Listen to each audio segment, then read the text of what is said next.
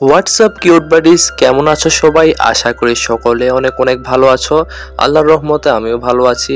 আজকে আমরা এক্সপ্লেন করতে যাচ্ছি স্কুইড গেম সিজন 2 এর এপিসোড 2। তোমরা যারা আগের ভিডিওটি দেখোনি, মানে এপিসোড 1 দেখোনি, তারা আগে চ্যানেলে গিয়ে এপিসোড 1 দেখে নাও আর এরপর এপিসোড 2 দেখা শুরু করো, না হলে কিন্তু এই সিরিজের কিছুই বুঝবা না। যাই হোক, এপিসোড 2 এর এক্সপ্লেন আমরা শুরু করছি। তো প্রথম সিনে আমরা দেখতে পাই যে জুনহো গিহুনের হোটেলে গুলির শব্দ শুনতে পেয়ে দ্রুত হোটেলের ভেতর চলে যায়। সে এক এক করে হোটেলের সবগুলো রুম চেক করতে থাকে। এক পর্যায়ে জুনহো একটা বন্দি রুমে সিউককে হাত বাঁধা অবস্থায় খুঁজে পায়। সিউক ভয় পেয়ে এবং বলতে শুরু করে যে দয়া করে আমাকে মারবেন না। জুনহো তাকে বলে গিহুন কোথায়। সিউক বলে সে রুম নাম্বার 410-এ রয়েছে। অন্যদিকে গিহুন মৃত রিক্রুটারের পোশাক সার্চ করে একটা কার্ড পায়।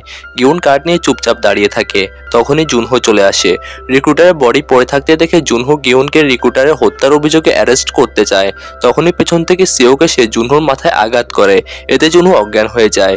গিহুন ঘাবড়ে গিয়ে সিউককে গুলি করতে চাইলে সিউক বলে আমি কিমের জন্য কাজ করি। আমি রিক্রুটার ব্যাপারে আপনাকে জানিয়েছিলাম, আপনার সাথে কথা হয়েছিল। তখন সিউক কাঁদতে কাঁদতে বলে যে রিক্রুটার আমার বসকে মেরে ফেলেছে। আমার বস আমাকে বাঁচানোর জন্য নিজের জীবন দিয়ে দিল। এরপর রিক্রুটারের বডির উপর নিজে ক্ষোভ প্রকাশ করতে শুরু করে সে।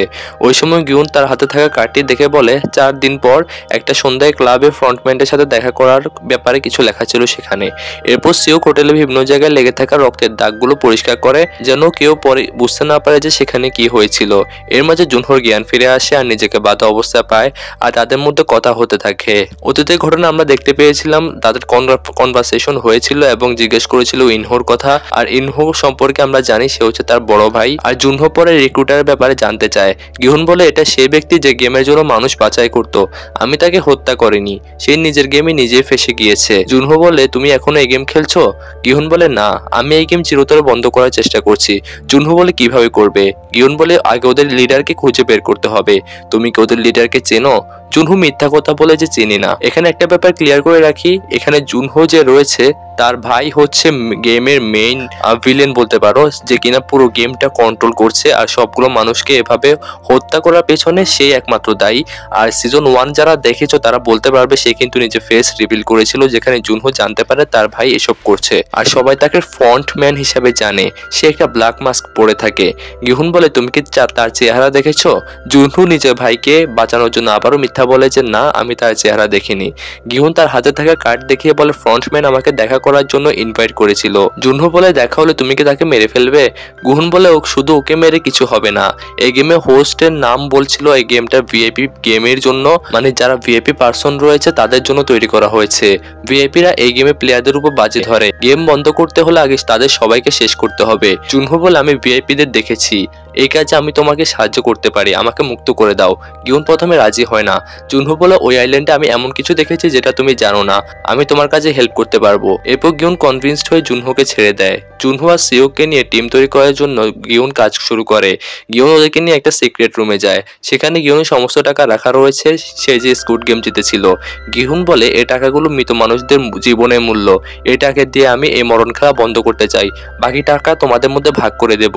জুনহো আর সিউক দুইজনেই বলে যে আমাদের এই টাকার জন্য কোনো লোভ নেই। জুনহো তার ভাইয়ের জন্য করছে আর সিউক করতে চাচ্ছে তার বস, যে কিনা নিজে যেমন স্যাক্রিফাইস করে সিউককে বাঁচিয়েছে তার মৃত্যুর প্রতিশোধের জন্য। গিহুন তার কালেক্ট করে সমস্ত অস্ত্র তাদেরকে দেখায়। এরপর গিহুন বোঝায় যে সে অনেক ধরে এসবের প্রস্তুতি নিচ্ছিল। আমরা দেখতে পাই একটা পার্কে বাচ্চাদের পার্টি হচ্ছে। বিভিন্ন ক্যারেক্টারের কস্টিউম পরা লোকেরা সব বাচ্চাদের চকলেট দিচ্ছে, কিন্তু ভুলবশত ইউন নামের একটা বাচ্চাকে ওরা এড়িয়ে যায়। এতে ইউনের অনেক মন খারাপ হয়। এরপর বানিয়ে এসে ইউনকে একটা চকলেট দেয়। এতে সে অনেক বেশি খুশি হয়ে যায়। চকলেট দেওয়া শেষে প্রতিটি ক্যারেক্টার ড্রেসিং রুমে চলে যায়। ইউন বানির সাথে নিজের ছবি একটা এঁকে ড্রেসিং রুমে গিয়ে বানিকে সেটা দিয়ে ধন্যবাদ জানায়। হঠাৎ পিগি নিজের মুখোশ খুলে ফেলে এবং ড্রেসিং রুমে চলে আসে। পিগির ভিতরে মানুষ দেখতে পেয়ে সে কান্না শুরু করে দেয়। তখন তার বাবা এসে তাকে সেখান থেকে নিয়ে যায়। এরপর পিগি সবাইকে জানায় যে ইউন ব্লাড ক্যান্সারের পেশেন্ট, তাই ট্রিটমেন্ট করার জন্য যথেষ্ট টাকা ইউনের বাবার নেই। ইউনের বাবা মানুষের ছবি এঁকে দিয়ে সামান্য কিছু টাকা ইনকাম করে। এসব শুনে বানি অনেক কষ্ট পায়। অন্যদিকে গিয়ন তার বন্ধু সাং ইউ দাদিকে দেখতে পায়। তার সাথে প্লেয়ার 67 অর্থাৎ সিবুকের ভাইও রয়েছে। দুজন একসাথে অনেক হাসি খুশি দিন পালন করছিল। গিহুন দূর থেকে তাদেরকে দেখে আনন্দিত হয়। এরপর গিহুন একজন ব্রকারের কাছে গিয়ে শিবুকের মাকে খুঁজে বের করতে বলে। ব্রকার তাকে জানায় শিবুকের মা এখন জেলে বন্দী রয়েছে। গিহুন ব্রকারকে কিছু টাকা দেয় এবং শিবুকের ভাইয়ের অ্যাড্রেস দিতে বলে আর হচ্ছে সিবুকের মাকে খুঁজে পেলে সিবুকের ভাইয়ের সাথে যোগাযোগ করতে বলে। গিউন চলে যাওয়ার পর একটা মহিলা ব্রোকারের কাছে আসে। এই মহিলা বানির কস্টিউম পরে বাচ্চাদের আনন্দ দেয়।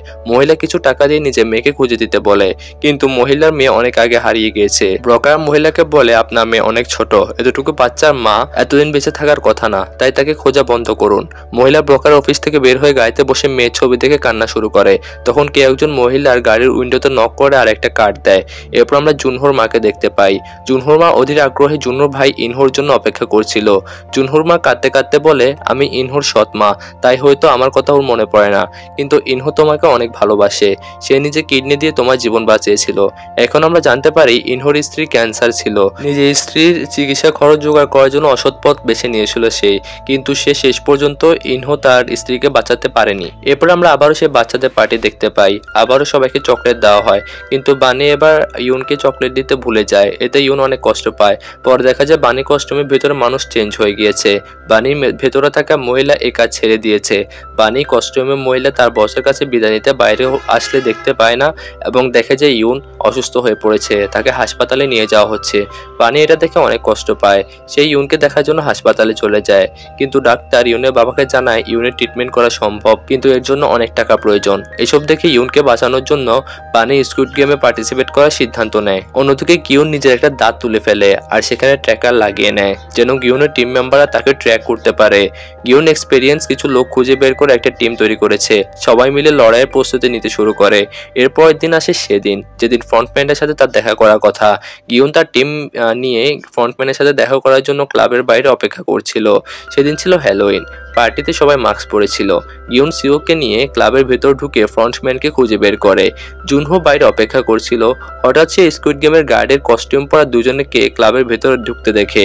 জুনহো গিউনকে ওদের ব্যাপারে জানিয়ে দেয়। এরপর জুনহো নিজেও ক্লাবের ভেতর ঢুকে পড়ে, কিন্তু তার আগে একজন গার্ড সিওকে অজ্ঞান করে ফেলে আর অপরজন গিউনকে নিয়ে ক্লাবের বাইরে চলে যায়। জুনহো ট্র্যাকার চেক করে জানতে পারে গিউনকে পেছনের রাস্তা দিয়ে নিয়ে যাওয়া হচ্ছে। জুনহো তার পুরো টিমকে অ্যালার্ট করে দেয় আর গাড়িটাকে ফলো করতে বলে। আরেকদিকে গাড়ির ভেতর গিউন একা। গাড়িতে একটা পিগি শেপের স্পিকার রয়েছে। ফ্রন্টম্যান ওই স্পিকারের সাহায্যে গিউনের সাথে কথা বলে। ফ্রন্টম্যান বলে মনে আছে এই গাড়িতে আমাদের আগেও কথা হয়েছিল, তুমি তোমার মেয়ের কাছে না গিয়ে ভুল করেছো, তোমার উচিত ছিল পুরস্কারের টাকা দিয়ে জীবনকে এনজয় করা, তোমার সাথে দেখা করার জন্য অনেকদিন ধরে আমি অপেক্ষা করছি। ফ্রন্টম্যান বলে তুমি আমার কাছে কি চাও? গিউন বলে এই গেম বন্ধ করতে চাই। ফ্রন্টম্যান বলে এই গেম আমরা বানিয়েছি, কিন্তু এই গেম তো নিজেদের ইচ্ছাতেই তোমরা খেলেছ। গিউন বলে তোমরা অসহায় লোকদেরকে টাকার লোভ দেখিয়ে তাদের জীবনকে একদম নিঃশেষ করে ফেলছো। ফ্রন্টম্যান আবারও বলে যে এই গেম যারা খেলে এবং পরাজিত হয় তারা পৃথিবীর আবর্জনা, তাই আমরা আবর্জনা পরিষ্কার কাজ করছি। এদিকে ফ্রন্টম্যানের গাড়িতে ফলো করতে দেখে একটা গার্ড স্নাইপার আর সে গিউনের টিম মেম্বারদের গাড়ির টায়ার পাংচার করে ফেলে, তাই ওরা ফ্রন্টম্যানের পিছু করতে পারে না। গাড়িতে গিউন ফ্রন্টম্যানকে বলে আবারও গেমে আমি পার্টিসিপেট করতে চাই, আমাকে সেখানে নিয়ে চলো। ফ্রন্টম্যান বলে একটু আগেও তো তুমি বলেছিল গেম বন্ধ করতে চাও, তাহলে এখন আবার খেলতে চাচ্ছ কেন? গিউন বললে আমি আবার এই গেমে পার্টিসিপেট করলে গেম আরো মজাদার হবে। ফ্রন্টম্যান এ ব্যাপারে ভাবার জন্য টাইম নিচ্ছিল দেখে গিহুন বলে ভয় পাচ্ছ নাকি? ফ্রন্টম্যান বলে তুমি নিজেকে হিরো প্রমাণ করতে চাও তাই না? তুমি কিন্তু এবার প্রাণই হারাবে।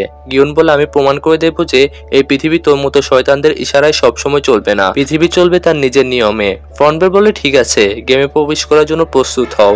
এরপর গাড়ি গ্যাস ছেড়ে গিউনকে অজ্ঞান করে ফেলা হয় আর গেমের ভিতর নিয়ে যাওয়া হয়। জুনহো গিউনের সব কথা শুনছিল। সে বাকি টিম মেম্বারদেরকে বলে যে প্ল্যান এ আমাদের ফেল হয়ে গিয়েছে, এজন্য সবাই মিলে এখন প্ল্যান বি করার জন্য প্রস্তুত নাও। মূলত তাদের প্ল্যান এ ছিল ফ্রন্টম্যানকে সবার সামনে হাতে নাতে ধরে তাকে ন্যস্ত করা এবং তাকে হারানো আর এই গেম চিরতরে বন্ধ করা। গিহুন যেহেতু এখন ফেল হয়ে গিয়েছে আর তোমার ফ্রন্টম্যানকে যেহেতু তারা ধরতে পারেনি, তাদের টায়ার পাংচার হয়ে গিয়েছে, এজন্য এই প্ল্যানটা প্ল্যান এ তাদের খুব ভালোভাবে ফেল করেছে। এখন ব্যাকআপ একটা প্ল্যান আছে যেটা কিনা যে প্ল্যানটা হচ্ছে গিহুন এখন সরাসরি গেমে চলে যাবে আর গেমের নিয়মগুলো যেহেতু সে আগে থেকে জানে, সে আস্তে আস্তে পার্টিসিপেট করবে এবং সবাইকে যতদূর পারে হেল্প করবে যাতে খুব কম মানুষ মারা যায়। আর গেমটা চলতে চলতে গিহুন তো বেঁচে থাকবে যেহেতু সবগুলো গেম সে জানে এবং ভালোভাবে পাস করতে পারবে। আর গেম চলাকালীন সময়ে সিওক আর জুনহো গিহুনের দাঁতের যে ট্র্যাকারটা রয়েছে সেই ট্র্যাকার জায়গাটা ফলো করে সেই দ্বীপে যাবে এবং সবাইকে হাতে নাতে ধরবে এবং অনেক পুলিশ ফোর্স নিয়ে যাবে আর এভাবে তাদেরকে হারাবে। আর এভাবে তাদের প্ল্যান বি অনুযায়ী পুরো পৃথিবীকে এই গেম থেকে মুক্ত করা সম্ভব। এ ব্যাপারে আমি শিওর নই, পরবর্তী এপিসোডে এ ব্যাপারে আমরা আরো বিস্তারিত জানতে পারবো। তো জুনহো তাদের টিম মেম্বার আরো অনেক বেশি বাড়ানোর চিন্তা ভাবনা করে, কারণ তাদের সাথে ফাইট করতে হলে তাদেরকে অনেক মানুষ দরকার যারা কিনা দক্ষ হবে। এর পরবর্তী সিনে আমরা বানিকে দেখতে পাই। বানি স্কুইড গেমের ভেতরে গার্ডের কস্টিউম পরে নেয়। তার মানে আমরা জানতে পারি যে যে কার্ডটা সে পেয়েছে সে এখন প্লেয়ার হিসাবে নয় বরং লাল গার্ড হিসাবে প্রবেশ করবে। আর লাল গার্ড যারা রয়েছে তোমরা তো জানোই, তারা হচ্ছে খুন করে আর গেম থেকে এলিমিনেট করার দায়িত্ব তারাই নেয়। তো সে তাদের মধ্যে একজন হচ্ছে আমাদের বানি, যে কিনা এখন কাজ করবে লাল গার্ড হিসাবে। আর পুরো গেম শেষ হওয়া পর্যন্ত সে কিন্তু অনেক টাকা পাবে, যে টাকা দিয়ে সে তার স্বপ্নগুলো পূরণ করতে পারবে। আর এখানে স্কুইড গেমের সিজন 2 এর এপিসোড 2টা শেষ হয়ে যায়। তো এরপর কি হয়েছিল সেটা আমরা এপিসোড 3 জানতে পারবো। সে পর্যন্ত তোমাদের কাছে একটাই রিকোয়েস্ট, সবাই চ্যানেলটা সাবস্ক্রাইব করে রাখো, ভিডিও ভালো লাগলে লাইক করে দিও আর কমেন্টে জানিয়ে দিও যে স্কুইড গেম সিরিজটা এখন তোমার কেমন লাগছে। তো দেখা হচ্ছে পরবর্তী এপিসোডে। সবাই ভালো থাকো, সুস্থ থাকো, আল্লাহ হাফেজ।